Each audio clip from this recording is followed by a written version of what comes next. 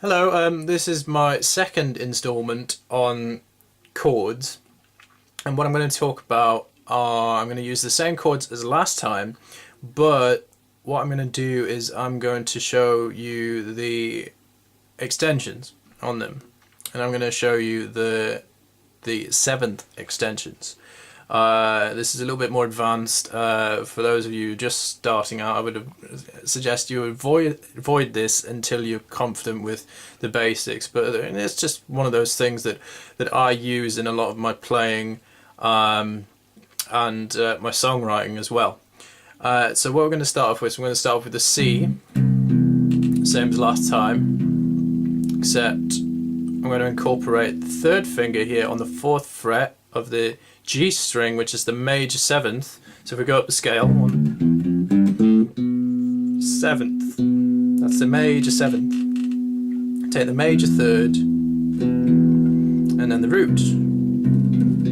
Yeah, lovely major 7th chord, one of my favourite chords.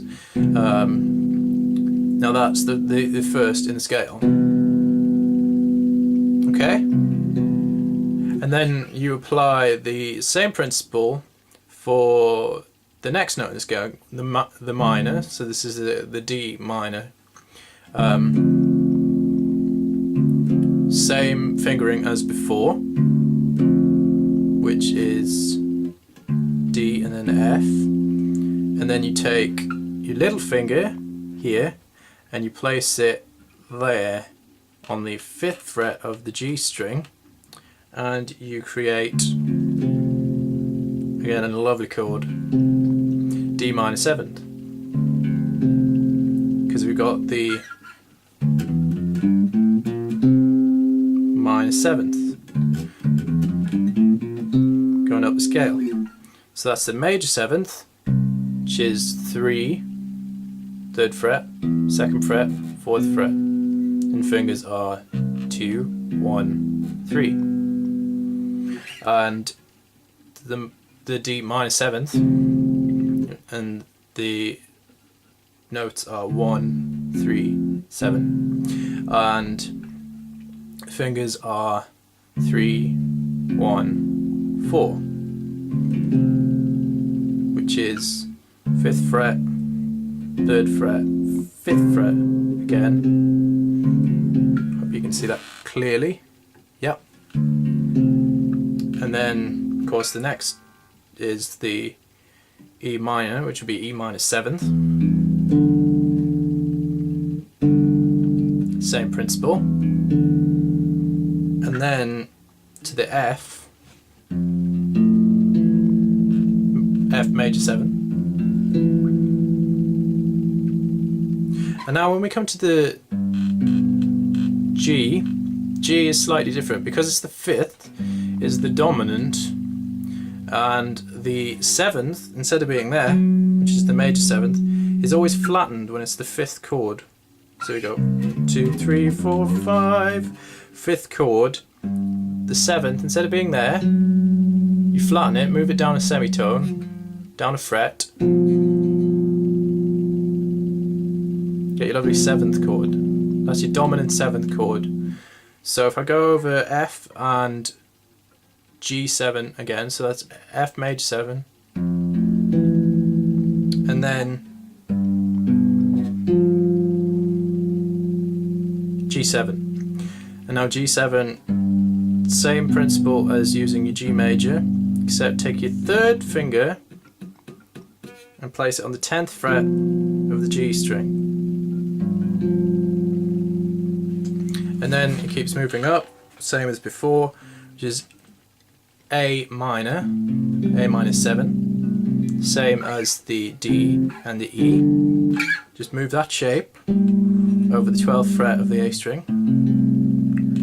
Now B becomes a bit different because B could either be two things.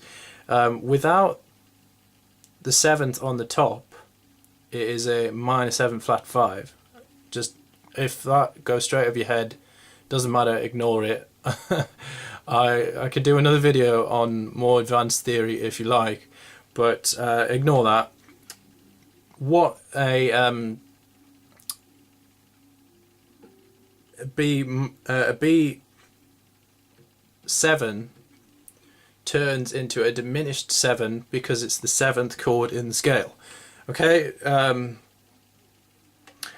so if you take the G7, just think of that, right?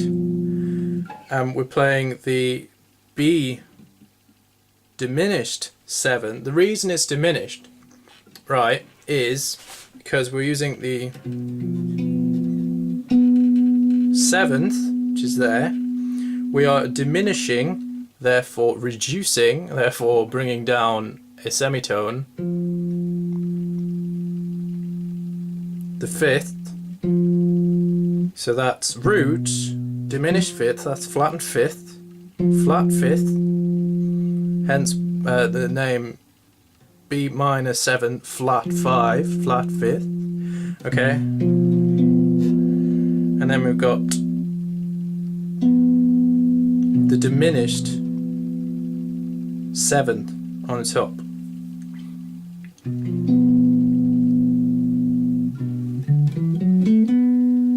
That's your minor 7th, and then your diminished 5th,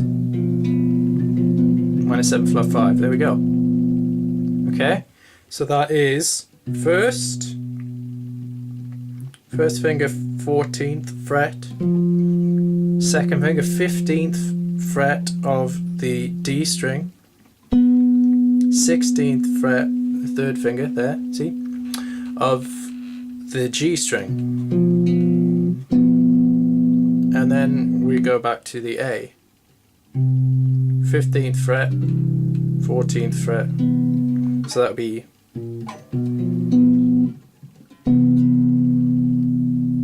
lovely chords. And that always reminds me of the Smash theme tune. You know, Smash Mashed Potato. Ba, ba, ba, ba. Anyway. That's how I remember it. But okay.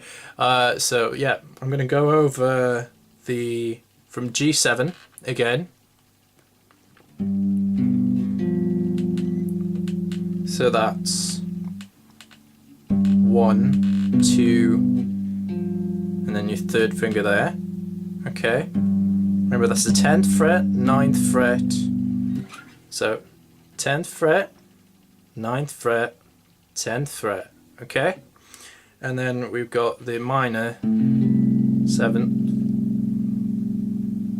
12th fret, 10th fret, and then 12th fret, okay? And then we've got the minor 7 flat 5. Remember that's root, flat 5th, minor 7th, okay? And that is 14th fret, 15th fret, 16th fret. And then we go back to the C major 7th up an octave, which is the 15th fret. 15th fret, 14th fret, and then 16th fret. Okay? I know it's a little bit advanced, but for those of you who like that kind of thing, I mean, what you could do with those kind of chords, I'll show you an example. Here is kind of do a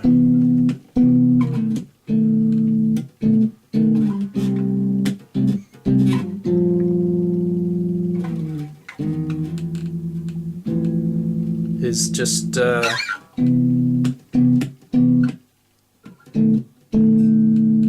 use those shapes and you know, experiment with those shapes. There's different shapes. The different shapes that you can use. It doesn't have to be in the right key. I mean, that's the whole point of music. The rules are there as more of a guideline, a structure, but you can use them. And I mean, I love mucking about with these different shapes. Just thinking of them as shapes, you know, feeling the flow, getting with the groove. So yeah, have a go at mucking about with these different shapes. Okay, so that's your major 7th shape again. I'll go over again. Minor 7th, and then that's your dominant 7th, and then of course your minor 7 flat 5, and then back to your major 7. Okay. Yeah. Any questions or comments or anything?